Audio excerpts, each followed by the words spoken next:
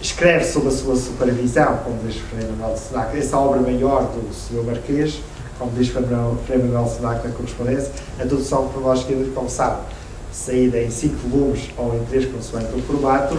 A dedução cronológica analítica estabelece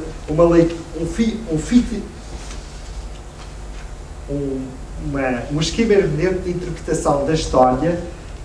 É uma espécie de história de diagnóstico, história de tribunal, que relê toda a história de Portugal e depois estabelece como paradigma, como esquema hermenêutico, para ler a história de todas as outras ordens à luz dessa doutrina anti-jesuítica sistemática e, diríamos assim, simplificada e primária, à luz daquela tese, da doutrina complotística da causalidade diabólica.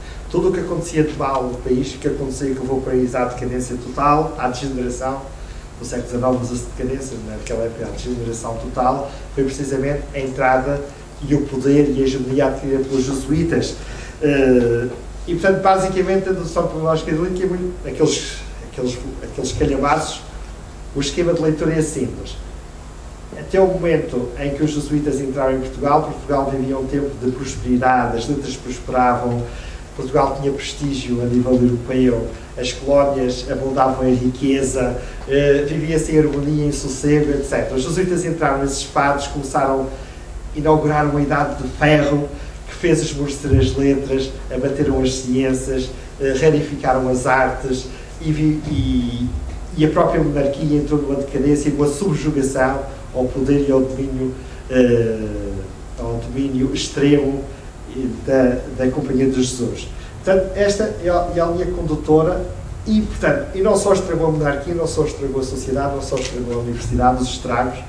É preciso ver que a dedução cronológica analítica tem um título muito comprido e diz: dedução cronológica analítica que conta a história dos estragos que os jesuítas fizeram, portanto, nessa linha. E, curiosamente, e também estabelece um estilo, uma retórica, um estilo para um estilo e um conjunto de termos, de conceitos negativos para analisar precisamente aquilo que foi essa imensa degeneração que os jesuítas instituíram em Portugal. E, curiosamente, depois nessa década e até ao final da década de 80, 1777, o Marquês de Pombal vai promover uma reforma das ordens a partir da reescrita da sua história, à luz precisamente deste esquema hermenêutico. E há um conjunto que podemos encontrar na Biblioteca de Évora, na Academia das Ciências, um conjunto de histórias, de relações sobre as outras ordens que deviam preceder a uma reforma dessas mesmas ordens, à luz daquilo que são as etapas também seguidas politicamente pelo Marquês de Pombal. Primeiro veio a dedução cronológica analítica, depois o Compêndio de História da Universidade de Coimbra e a seguir os estatutos e todas as leis reformistas. E reparem, só nos títulos das histórias de tribunais de diagnóstico das ordens religiosas feitas pelos responsáveis da Confiança de Pombal, que foram induzidos a escrever essas mesmas histórias. Os títulos são sugestivos e o esquema é o mesmo. Relação sobre os frades menores. Relação por onde se consta clara e distintamente o estabelecimento e progresso que entre os menores da observância de São Francisco da província de Portugal tiveram os estudos e a decadência que neles experimentaram depois da entrada dos jesuítas no reino. Biblioteca de Évora, não vou dizer que não vale a pena explicar, depois poderão ver na edição. Depois, breve narração que manifesta o estado em que estavam na província da piedade dos menores descalços, aqui também temos para os carmelitas, as virtudes e letras, quando no ano 1540 entraram em Portugal os padres da Sociedade de Jesus e os horrorosos estragos que nas mesmas fizeram desde o seu ingresso até que foram expulsos. E aqui há um conjunto de outros, essas obras até estão por estudar, mas não tem grande interesse porque o esquema é sempre o mesmo, não tem nada de novidade nenhuma. E a aplicação do modelo da dedução cronológica analítica à história em particular de cada ordem, mostrando até o momento em que os jesuítas entraram, isto era tudo uma maravilha, os frades portavam-se muito bem, etc. Os jesuítas entraram, sem todas as começou a espalhar e todos começaram a se generar, a relaxar e até atingir o extremo da decadência, precisamente no período do livro. E este é o esquema.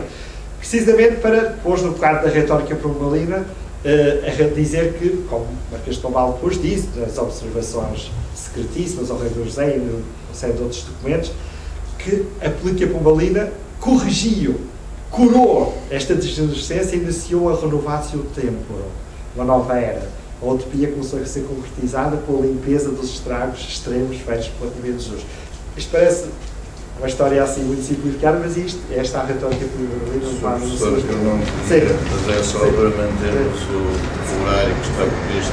Muito rapidamente, para terminar, portanto, os jesuítas tornaram-se, tanto o bode expiatório e o alvo central, e o Marquês de Pombal utilizou as outras ordens, mas ao mesmo tempo estava a experimentar-se um diagnóstico que era muito mais complexo, mais profundo, na continuidade de Lourdes da Cunha, que era precisamente a necessidade de uma reforma das ordens. E há um conjunto de documentos, muitos deles estão manuscritos, que se encontram nestas bibliotecas que eu referi, que são, portanto, textos de diagnósticos que vão nesta mesma linha, nesta necessidade de reforma, que depois a Comissão de Melhoramento criada por Dona Maria vai tentar operacionalizar, e que só o século XIX, depois com o liberalismo, vai acentuar a crítica, já numa perspectiva mesmo anticongreganista, que vai se tornando cada vez mais radical. E aí há uma mudança de tipo de argumentação. A argumentação começa a se centrar cada vez mais no quadro do liberalismo e também em razão da ideologia do liberalismo, começa-se a centrar já não no excesso de bens, já na questão do poder, mas na essência mesma da natureza das ordens religiosas, isto é, atacando nomeadamente os votos e considerando toda a teologia da vida religiosa e toda a sua ideologia comunitária, como diziam alguns, como inadequada, portanto, uma sociedade liberal que queria emergir. Mas o paradigma é o paradigma iluminista que inspira e que foi o iniciador dessa grande crítica e combate às ordens, que depois vai levar a esse divórcio que se vai consumar no século XIX e XX. Muito obrigado. Obrigado.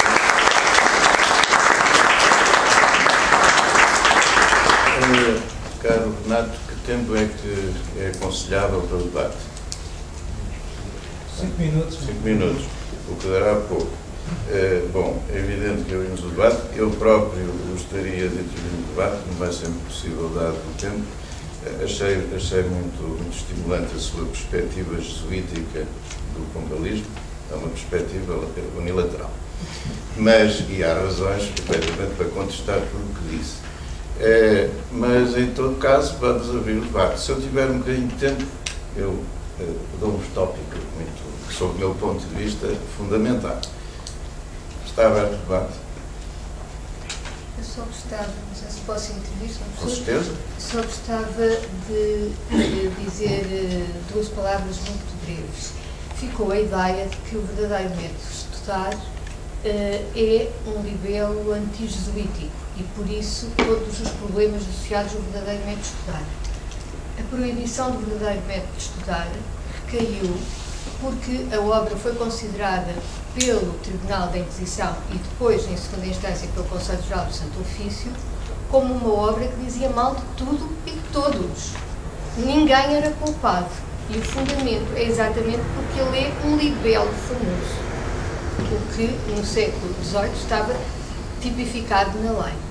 Por outro lado, também o barroquismo associado ao Padre António Vieira, enfim, temos que pensar que o sermão da 60ª é um modelo da arte de escrever um sermão e é o próprio Padre António Vieira que critica os excessos do conceitismo ou do cultismo na retórica barroca. Portanto, só isto. Obrigada.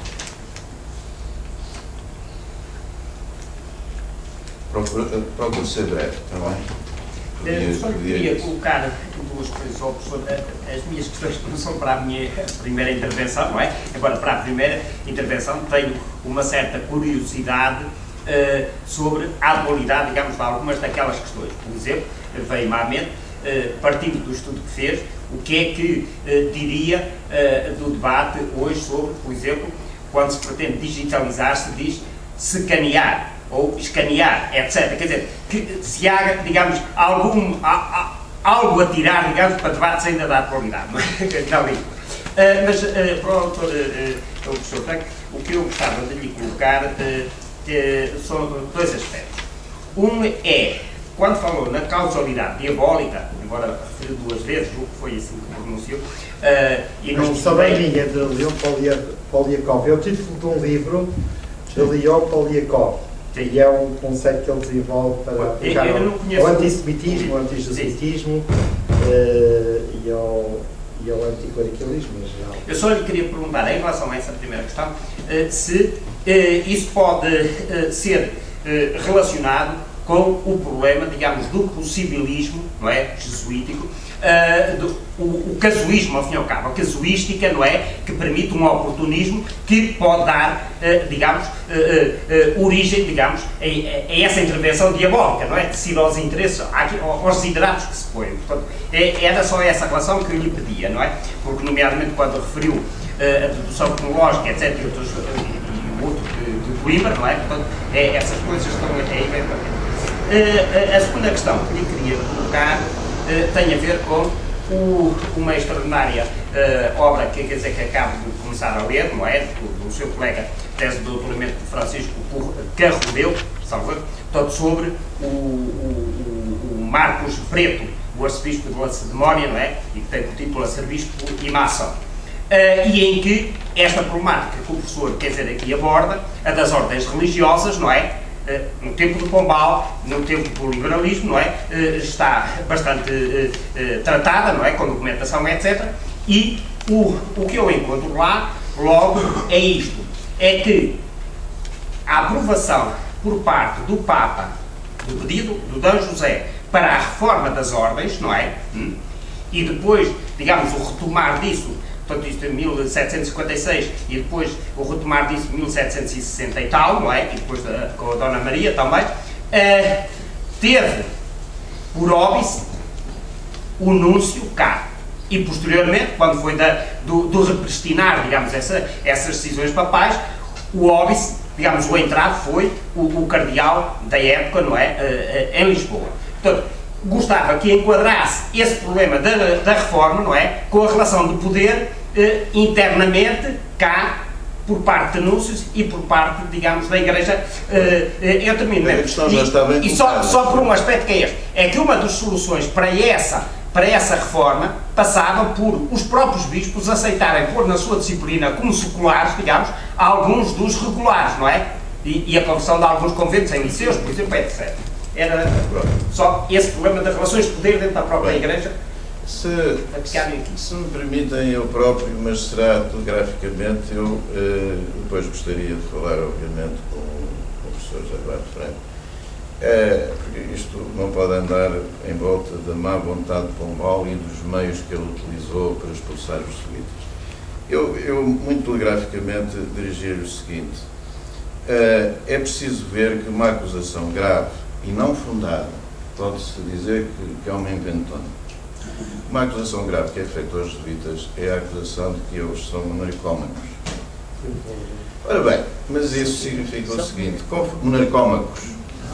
Mas isso significa o seguinte, é que conforme o Pombal se vai cimentando no poder, como disse bem, a partir de 55, sobretudo, ele procura impor a sua fundamentação de poder. E a sua fundamentação de poder tinha um grande obstáculo na frente, que era a fundamentação, pelo menos do ponto de vista teórico, talvez não prático, uma fundamentação, vamos lá ver, democrática de poder, representativa, está a perceber? E aquilo que era o modelo do Pombal, e que obviamente isto depois levaria a um grande debate, é uma fundamentação jusdivinista. E, portanto, ele não poderia tolerar os jesuítas, é pura e simplesmente isto. Mas isso é uma razão de Estado. É a razão de Estado. É uma razão de Estado. O resto são os meios e todas as intrigas, etc. Eu aqui situei nos meios, porque eu desenvolvi isso na minha tese, essa questão da defesa fundamental, que é o teu próprio problema ideal. Depois, rapidamente, dizer o seguinte: as etapas de pensamento pombalino não são as que disse. As etapas de pensamento pombalino, a primeira tem a ver com as relações de sacerdócio e do Império. e anda em torno do António Pereira de Figueiredo, o apoio. Bom, e o segundo é já a fundamentação, digamos assim, construtora e não destrutora, que tem a ver com a fundamentação justnaturalista de poder e que leva à adoção do Martini nos cursos de Direito, na reforma complementar. Mas isto leva a uma grande discussão. Desculpe eu fazer esta intervenção. Eu li tudo o que escreveu e até citei bastante na tese.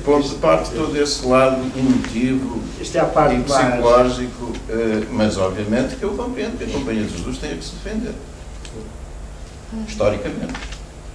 Era só estava só fazer uma recomendação. O Dr. José Eduardo Franco é hoje a pessoa que em Portugal mais sabe da coisa religiosa, congregações e tudo isso. Quase, quer dizer, da minha parte é quase uma heresia de dizer que é eu que vou dizer agora. O título necessita, a meu ver, de ser retificado. É as congregações e ordens religiosas. As congregações e ordens religiosas. Porquê? Porque as três principais só são ordens religiosas os franciscanos. Canonicamente. Sim, mas esse não é o meu título. O meu título tem cá, é calunista às ordens religiosas, às ordens e congregações religiosas em tempo de verdade. O oratório não é uma ordem. É uma congregação. E os jesuítas não é uma ordem, é uma companhia. Nós, contratos, são sócios, não é? Ó, sócio. Isso é a questão do... Ainda não pôs a sua questão, mas nós vamos mesmo ter que... Peço desculpa, porque tinha havido um pedido de intervenção. Como é que o Verney hoje se sentiria quando ele refere que a acentuação tira confusão à pronúncia e ensinam como se deve distinguir as partes do discurso? E temos agora a tentativa de eliminação da diferença entre o presente indicativo e o pretérito perfeito, em que os jornalistas já estão a dizer ontem nós andamos, em vez de andamos, portanto já se começa a diferenciar, isto vai ser, a curto prazo vai deixar de haver a diferenciação entre andamos e andamos, entre o presente e o indicativo e o pretérito perfeito, e o para também já deixou de ter o acento gráfico, que era importante para a leitura, era importante para um aluno estrangeiro que está a aprender português, que perante essa palavra vai ter dificuldade em ler, para esta diferenciação, que vai deixar, como é que ele se sentiria perante o caos que se instala com este acordo ortográfico? Ora bem, vamos fazer o seguinte, a sua professora tem que responder a duas questões, penso eu, que foram postas, e depois dou o espaço para responder, obviamente, não estava a falar. A reflexão sobre o estrangeirismo que foi colocada antes, na atualidade, não sei, Verney recusa muito a ideia de importar palavras desnecessárias. Se temos uma palavra que já está assimilada no português como digitalizar, escanear provavelmente seria uma afetação que ele podia de parte. Mas não quero, isto é um exemplo de uma reflexão que pode ser feita na atualidade, quer dizer, e muito para ser bastante limitado. Ia ser aceito, era escanear ou scanear?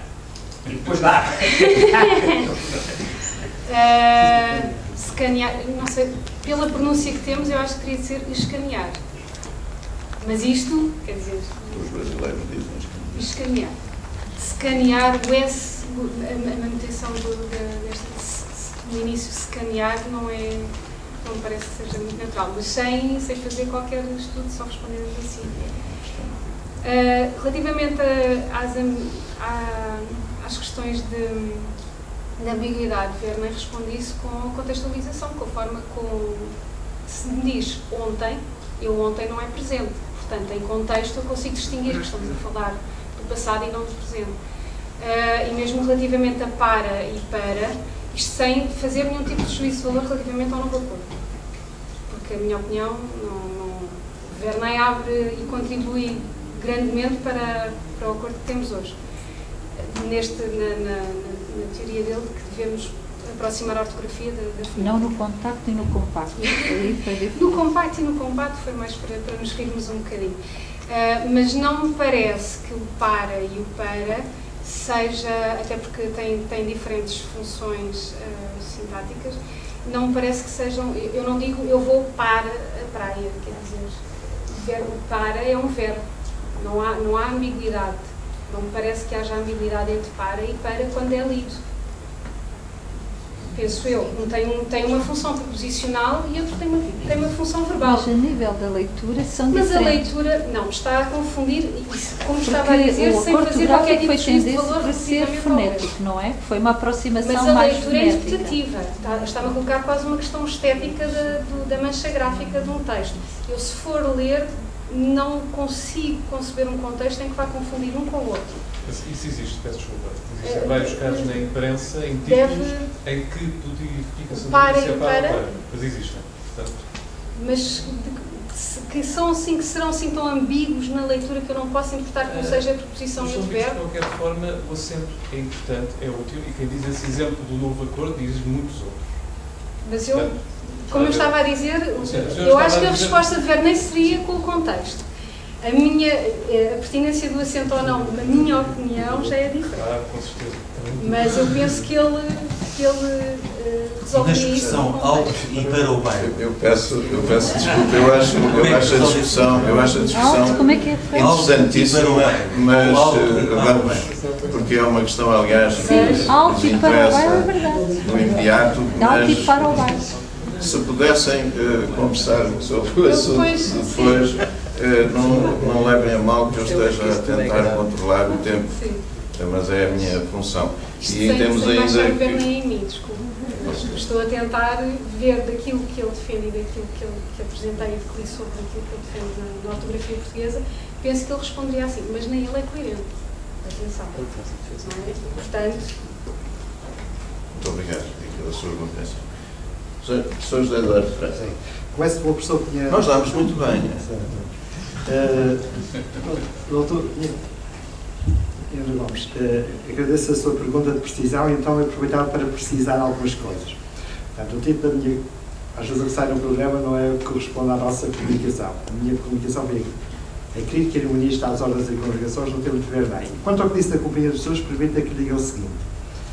A Companhia de Jesus foi fundada e há muita imprecisão por aí em relação aos termos corretos relacionados com as ordens e congregações, mas sobre isso foi fundada como companhia, mas nos anos 40, 50 e 60 houve uma crítica forte da parte das ordens dominicanas, franciscanos e outros contra a natureza de tal modo que os jesuítas pediram um processo na Santa Sé e pediram que lhe fosse dado um estatuto de ordem mendicante. E o Papa, de facto, nos anos 70 do século XVI, deu-lhes este estatuto e os jesuítas deram-se a afirmar plenamente como ordem de pleno direito. Portanto, é uma ordem. A congregação do Oratório é a primeira congregação que vai ser precursora das congregações do século XIX que vão proliferar, dado que a última ordem religiosa que foi fundada na Igreja Católica foi em 1778. E, portanto, a partir daí são congregações religiosas, depois os institutos seculares, etc. Mas a primeira congregação experimentada foi a congregação, precisamente do Oratório, depois veio a congregação da Missão e outras, por questões de precisão.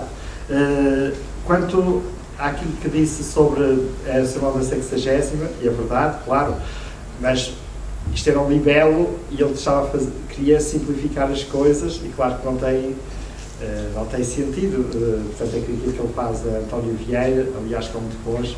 No entanto, eu gostava de dizer que este libelo utiliza um modelo que estava muito em voga no tempo, mas havia um modelo grande que eram as cartas a um provincial de Blaise Pascal, que foi utilizado para atacar fortemente os jesuítas e usou precisamente o estilo epistolográfico para organizar os capítulos, etc.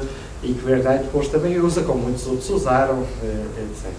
Aquilo que referi relativamente... Isto resulta também da minha tese de doutoramento e a minha preocupação é estudar as representações, a forma como se construiu o mito negro dos jesuítas em termos de representação e de simplificação do discurso. Naturalmente, toda a doutrina em torno do poder é absolutamente central e também importante para compreender. Mas eu centrei mais na própria construção retórica do discurso, a chamada retórica de combate, e utilizando um quadro teórico que foi mudado nomeadamente por portanto, a ideia de causalidade diabólica, foi muito desenvolvido por alguns autores em França, entre outros, e portanto apliquei, naturalmente que a questão pode ser usada, utilizada e analisada nas mais diversas perspectivas. E realmente aquilo que falou muito bem, a questão do possibilismo, do probabilismo, tudo isso também esteve em causa no tempo de Pombal e ele utilizou toda essa polémica anterior contra os jesuítas para atacar. Portanto, ele faz uma... Portanto, era uma ordem que não era reformável, digamos, não encaixaria inclusive ele considerou em alguns, por exemplo, na correspondência diplomática com Roma, que os jesuítas eram os novos templários e tinham-se designado como os templários e era uma ordem protestante dentro da Igreja, porque tinha assumido doutrinas ímpias e anticatólicas, isto é o diz-me Marquês de Pombal, e por isso a expulsão dos jesuítas e a extinção era uma forma de fazer um serviço à Igreja. Também influenciado pela corrente jansenista, de que alguns dos seus assessores também eram devedores e, como sabem, o jansenismo também se fraturou dentro da Igreja contra os jesuítas, portanto, com vários, tanto no plano moral como no plano doutrinal, teológico, fundamental, como até no plano até litúrgico, e portanto essa tradição também de confronto entre jansenistas e jesuítas também aparece no discurso pombalino, bem patente, sem chamar o nome claramente de jansenismo, que entretanto o jansenismo tinha sido condenado no princípio do século XVIII também pela Santa Ceia. Portanto há ali um conjunto de... Isto é muito complexo, e temos que utilizar uma perspectiva analítica, e a minha foi a questão da representação dos jesuítas, mas sem descurar e conhecer a complexidade dos atores e dos argumentos em cena. Agora, aquilo que o Pombal queria é muito claro. Era fundamentar o poder justo. Absolutamente. E fundamental. Estamos no fim desta, um pouco atrasados. Agradeço muito. Aliás, eu queria dizer que há uma edição do Compêndio Histórico em que nós participamos. Contracenamos.